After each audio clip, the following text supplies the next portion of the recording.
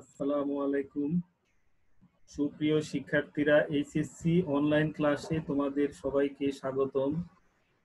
আশা করি তোমরা সবাই ভালো আছো।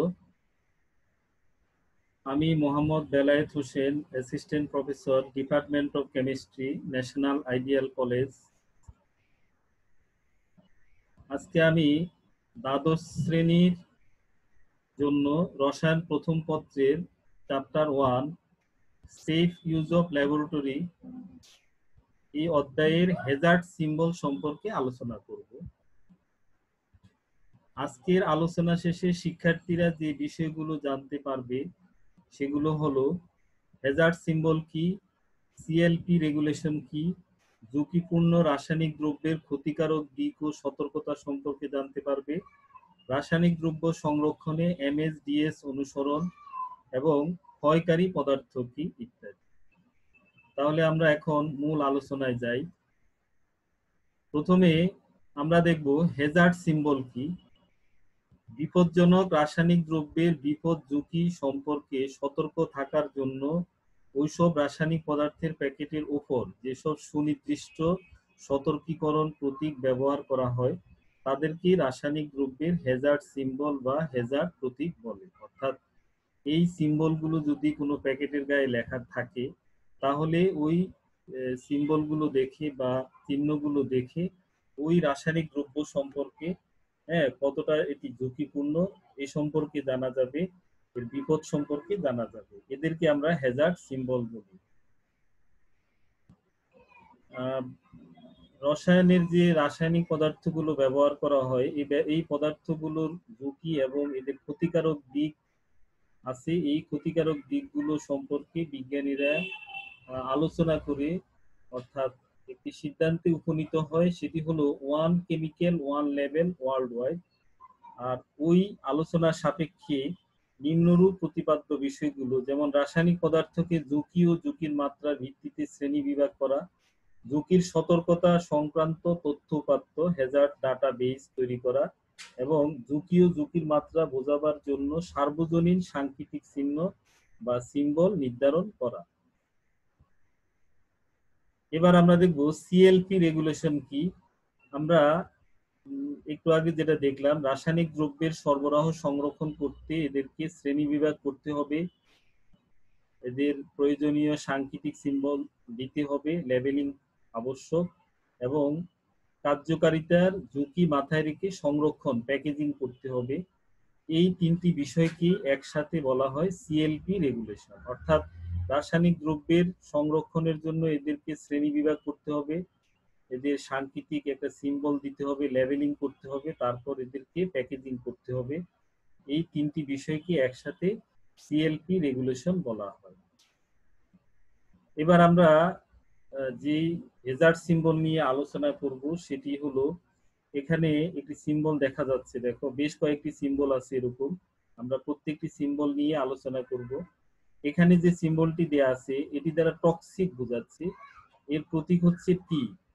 আর যে সমস্ত পদার্থের ক্ষেত্রে সিম্বল ব্যবহার করা হয় সেগুলো হচ্ছে ক্যাডমিয়াম, ক্রোমিয়াম লবণ, barium chloride, sodium hydride, lithium aluminium hydride.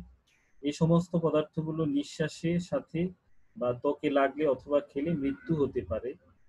সংরক্ষণ, এই ধরনের পদার্থ তালাবদ্ধ স্থানে সংরক্ষণ করা উচিত। সাবধানতা, ব্যবহারের সময় হাতে গ্লাভস পরতে হবে, চোখে নিরাপদ চশমা ও নাকে মুখে মাস্ক ব্যবহার করতে হবে।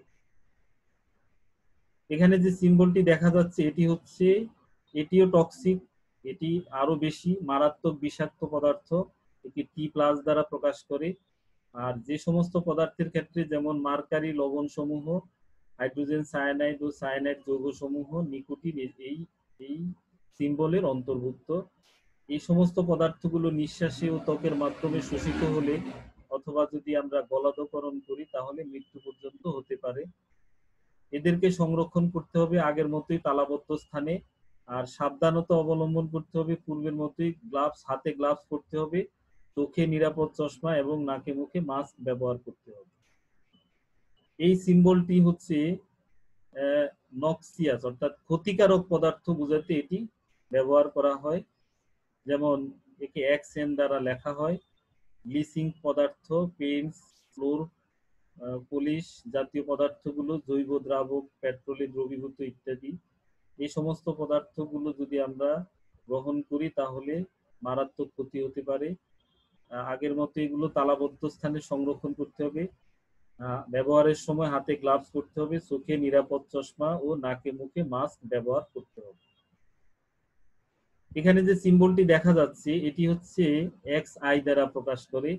এটি এক্স আই ইরিটেন্ট অর্থাৎ উত্তেজক পদার্থ।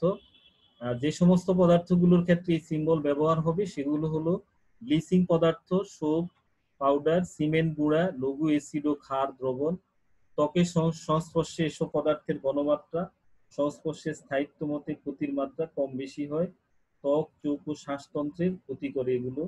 এদের সংরক্ষণের ক্ষেত্রে তালাবদ্ধ স্থানে সংরক্ষণ করতে হবে। ব্যবহারের সময় অবশ্যই হাতে গ্লাভস, চোখে নিরাপদ চশমা এবং নাকে মুখে মাস্ক ব্যবহার করতে হবে।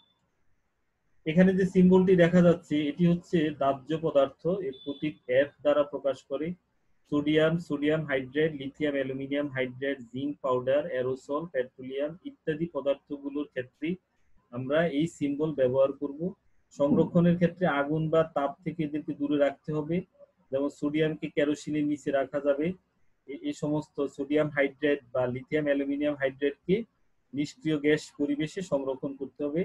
সাবধানতা, ব্যবহারের সময় হাতে গ্লাভস পরতে হবে, চোখে নিরাপদ চশমা এবং নাকে মুখে মাস্ক ব্যবহার করতে হবে।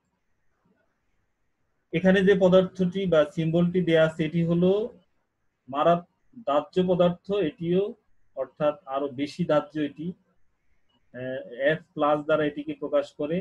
এটি di ethyl ether, acetylene gas, aerosol মিশ্রণ ইত্যাদির ক্ষেত্রেই এই সিম্বলটি ব্যবহার করা হয়। সংরক্ষণ, অগ্নি স্ফুলিঙ্গের পরিবেশ থেকে এদেরকে অনেক দূরে রাখতে হবে। ব্যবহারের সময় সাবধানতা, অর্থাৎ ব্যবহারের সময় হাতে গ্লাভস পরতে হবে, চোখে নিরাপদ চশমা এবং নাকে মুখে মাস্ক ব্যবহার করতে হবে। এখানে যে সিম্বলটি আছে এটি হলো বিস্ফোরক পদার্থের ক্ষেত্রে এটি ব্যবহার করে। এর প্রতীক ই দ্বারা প্রকাশ করে, এক্সপ্লোসিভ। এই সমস্ত পদার্থগুলো খুবই অস্থির, এরা নিজে নিজে বিক্রিয়া করতে পারে, এজন্য এদেরকে খুব সাবধানে রাখতে হবে। নির্জনীয় শুষ্ক জায়গায় এদেরকে সংরক্ষণ করতে হবে। ব্যবহারের সময় কোনো পদার্থের মিশ্রণের সময় অতি ধীরে যুক্ত করতে হবে এদেরকে। আর ব্যবহারের সময় চোখে নিরাপদ চশমা পরিধান করতে হবে। এই পদার্থটি হলো এনভায়রনমেন্টালি টক্সিক অর্থাৎ পরিবেশের জন্য ক্ষতিকারক পদার্থ। এটি এন দ্বারা প্রকাশ করে। এসব বস্তু হলো গ্যাস, টারপিন, তৈল ও বিভিন্ন কীটনাশক। 9-10 এরা প্রাণীর জন্য ক্ষতিকারক। সংরক্ষণ, গ্যাস সিলিন্ডার আলাদা রাখতে হবে। এই ধরনের পদার্থ নদী নালার পানিতে যাতে মিশতে না পারে। এদের ব্যবহারের সময় হাতে গ্লাভস, চোখে নিরাপদ চশমা ও নাকে মুখে মাস্ক ব্যবহার করতে হবে। এই প্রতীকটি দ্বারা বা এই সিম্বলটি দ্বারা আমরা জারক পদার্থ বোঝাই। এটি হলো রাসায়নিক জারক পদার্থের ক্ষেত্রে এই সিম্বল ব্যবহার করে। একে ও দ্বারা প্রকাশ করা হয়, অক্সিডাইজিং। যেমন ক্লোরিন গ্যাস, এটি নিঃশ্বাসে গেলে শ্বাসকষ্ট হতে পারে। কঠিন পটাশিয়াম পারম্যাঙ্গানেট, পটাশিয়াম ডাইক্রোমেট গুঁড়া, এরাও এই পদার্থের বা এই সিম্বলের অন্তর্ভুক্ত। গ্যাস হলে এটিকে নিশ্ছিদ্রভাবে রাখতে হবে, জারণ বিক্রিয়া করতে পারে এমন পাত্রে রাখা যাবে না। সাবধানতা, ব্যবহারের সময় হাতে গ্লাভস পরতে হবে, চোখে নিরাপদ চশমা এবং নাকে মুখে মাস্ক ব্যবহার করতে হবে। এটি ক্ষয়কারী পদার্থের একটি সিম্বল। এখানে আরেকটি সিম্বল আছে করোসিভ, এর প্রতীক হলো সি। আর যে সমস্ত পদার্থের ক্ষেত্রে এটি ব্যবহার করে, যেমন হাইড্রোক্লোরিক অ্যাসিড, নাইট্রিক অ্যাসিড, বিভিন্ন ধরনের খনিজ অ্যাসিড এবং ক্ষারের ক্ষেত্রে এগুলো ব্যবহার করে। সংরক্ষণ, অ্যাসিড, ক্ষার ও অন্যান্য পদার্থ আলাদাভাবে রাখতে হবে। ব্যবহারের সময় হাতে গ্লাভস পরতে হবে, নিরাপদ চশমা এবং চোখে মুখে মাস্ক ব্যবহার করতে হবে, নাকে ও মুখে মাস্ক ব্যবহার করতে হবে। এই প্রতীকটি হলো, এটাকে ট্রিফয়েল বলে। অতিরিক্ত ক্ষতিকর আলোক রশ্মির ক্ষেত্রে এই চিহ্নটি ব্যবহার করে, অর্থাৎ এটি তেজস্ক্রিয় রশ্মির ক্ষেত্রে এটি ব্যবহার করে। এই ধরনের রশ্মি মানব দেহকে বিকলাঙ্গ করে দেয়। সংরক্ষণ, যাতে এই রশ্মিগুলো বের হতে না পারে এই ধরনের ব্যবস্থা, এই রাসায়নিক পদার্থগুলোকে সংরক্ষণ করতে হবে। কাজ করার সময় উপযুক্ত পোশাক পরিধান করতে হবে এবং চোখে বিশেষ ধরনের চশমা ব্যবহার করতে হবে। এখানে যে সিম্বলটি দেওয়া আছে এটি হলো স্বাস্থ্য ঝুঁকির সংকেত। এইসব পদার্থ শ্বাস প্রশ্বাস সংক্রান্ত তন্ত্রের জন্য সংবেদনশীল এবং সাবধানতা সর্বসাধারণের চলাচলের বাইরে এটিকে সংরক্ষণ করতে হবে। ব্যবহারের সময় হাতে গ্লাভস, চোখে নিরাপদ চশমা ও নাকে মুখে মাস্ক ব্যবহার করতে হবে। আমরা এখানে একটি প্রশ্ন দেখব, এটি বোর্ডে আসা একটি প্রশ্ন, অর্থাৎ এই অধ্যায় থেকে প্রশ্নগুলো যেভাবে আসতে পারে এখানে একটি প্রশ্ন দেয়া আছে। যেমন 3টি সিম্বল দেয়া আছে এখানে, এ বি সি দ্বারা এটি চিহ্নিত করা আছে। এখানে উল্লেখ করা আছে সি প্রতীক কোন পাত্রের থাকলে তার পরিত্যাগ করার কৌশল বর্ণনা করা। আমরা একটু আগে দেখে আসছি, এটি হলো তেজস্ক্রিয় পদার্থের ক্ষেত্রে এই সিম্বলটি ব্যবহার করা হয়। আর বাকি যে নিচের যে প্রশ্ন আছে সেটি হলো নির্দেশিত হেজার্ড প্রতীকগুলো। এখানে আমরা প্রত্যেকটা সিম্বলই দেখে আসলাম। এটি জারক পদার্থ, এটি ক্ষয়কারী পদার্থ, অর্থাৎ এদের ঝুঁকির তুলনামূলক মাত্রা বিশ্লেষণ করতে হবে। এবার আমরা আলোচনা করব রাসায়নিক দ্রব্য সংরক্ষণে এমএসডিএস। এমএসডিএস হলো ম্যাটেরিয়াল সেফটি ডাটা শিট, অর্থাৎ রাসায়নিক দ্রব্য যেগুলো আছে তাদেরকে যদি আমরা ইংরেজি বর্ণমালার ক্রমানুসারে না সাজিয়ে তাদেরকে তাদের ক্ষতিকর মাত্রা অনুসারে সাজাতে হবে। সেক্ষেত্রে এদের নাম, প্রয়োজন মতো সংকেত বা ফর্মুলা ব্যবহার করতে হবে। হ্যাজার্ড সিম্বল, রাসায়নিক দ্রব্যের পরিমাণ, সংরক্ষণের তারিখ, রাসায়নিক দ্রব্যের সম্ভাব্য বিপদসমূহ এবং রাসায়নিক বস্তুর ইংরেজি তালিকা বা রেকর্ড লেখার ক্ষেত্রে ইংরেজি বর্ণমালা ক্রমানুসারে না লিখে এদের ধর্মকে গুরুত্ব দিয়ে সাজাতে হবে এবং এসিড, ক্ষার, জারক পদার্থ, বিজারক পদার্থ, দাহ্য ইত্যাদিকে পৃথকভাবে বিন্যাস করতে হবে। এই সমস্ত বিষয়গুলোই হলো এমএসডিএস বা ম্যাটেরিয়াল সেফটি ডাটা শিট। এখানে আমরা এমএসডিএস অনুসারে যে রাসায়নিক দ্রব্যগুলো সাজালাম সেখানে অনেকগুলো রাসায়নিক দ্রব্য আছে। Ethanol, benzene, toluene, liquor ammonia, এরা প্রত্যেকেই দাহ্য ক্ষতিকারক ক্ষয়কারী পদার্থ, যেমন পটাশিয়াম হাইড্রোক্সাইড, সোডিয়াম হাইড্রোক্সাইড, এগুলো এদের ক্ষতিকর মাত্রা আর কি ধরনের সতর্কতা অবলম্বন করতে হবে। এখানেও বেশ কিছু রাসায়নিক দ্রব্য আছে, এদের ক্ষতিকর মাত্রা এবং কিভাবে সংরক্ষণ করতে হবে দেয়া আছে। এবার আমরা দেখব ক্ষয়কারী পদার্থ কাকে বলে, অর্থাৎ যে সমস্ত পদার্থ দেহের ত্বকের জীবন্ত কোষকে ধ্বংস করে, ত্বকে ক্ষতবা ত্বকের ক্ষয় সাধন করে তাদেরকেই ক্ষয়কারী রাসায়নিক পদার্থ বলে। যেমন hydrochloric acid, nitric acid, sulphuric acid, acetic acid, এগুলো সবই হলো ক্ষয়কারী রাসায়নিক পদার্থ। আমরা এখানে একটি প্রশ্ন দেখব, গাঢ় সালফিউরিক অ্যাসিডকে কাঠের আলমারির কাঠের তক্তার উপর রাখলে ওই কাঠ পুড়ে কালো হয়ে যায় কেন?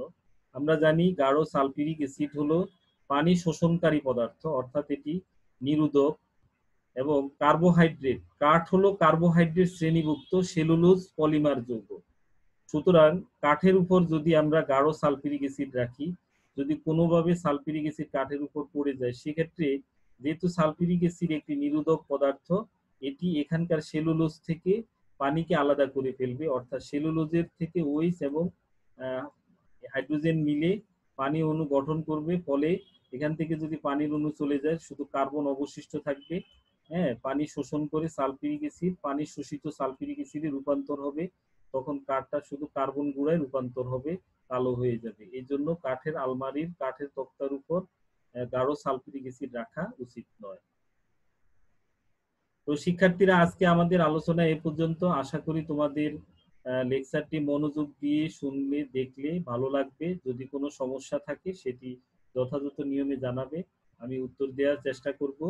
সবাই ভালো থাকো। আজকের মতো এখানেই শেষ। আল্লাহ হাফেজ।